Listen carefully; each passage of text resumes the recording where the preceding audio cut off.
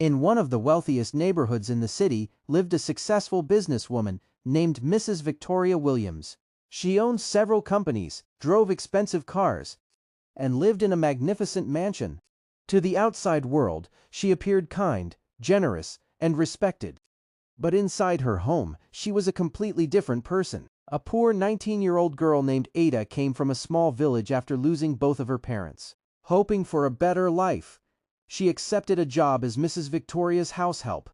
On her first day, Mrs. Victoria smiled and said, "You'll be treated like family if you obey every instruction." Ada believed her. Only 2 days later, everything changed. Mrs. Victoria woke Ada at 4 a.m. every morning. She cleaned the entire mansion, washed clothes by hand, cooked for the family, ironed clothes, scrubbed floors, and cared for 2 children. She worked until midnight. If she sat down for even 5 minutes, Mrs. Victoria shouted, "I don't pay you to rest." Although the family enjoyed expensive meals, Ada was often given only leftovers. Some days she wasn't allowed to eat at all. Whenever food disappeared, Mrs. Victoria blamed Ada without evidence. "You poor people are always thieves," she yelled. Ada cried silently every night. Whenever visitors arrived, Mrs. Victoria pretended to be loving. But after they left, she insulted Ada, calling her useless and worthless. One day she slapped Ada because a glass accidentally slipped from her hand. The children began copying their mother's behavior, mocking and insulting Ada every day. Unknown to Mrs. Victoria, the family's elderly gardener, Mr. Samuel, secretly gave Ada food and encouraged her. "The truth will speak louder than lies," he told her. "Never lose your good heart." Those words gave Ada hope.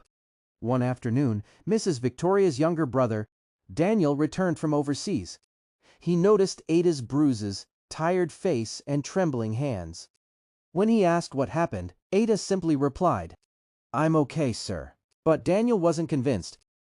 One evening, while checking old footage, Daniel discovered that the house security cameras recorded nearly every room except the bedrooms.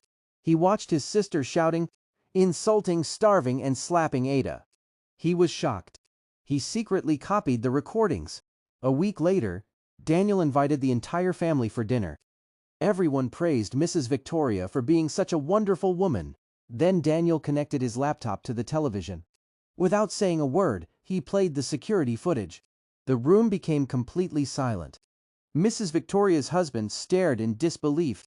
Her children lowered their heads. No one could defend what they saw.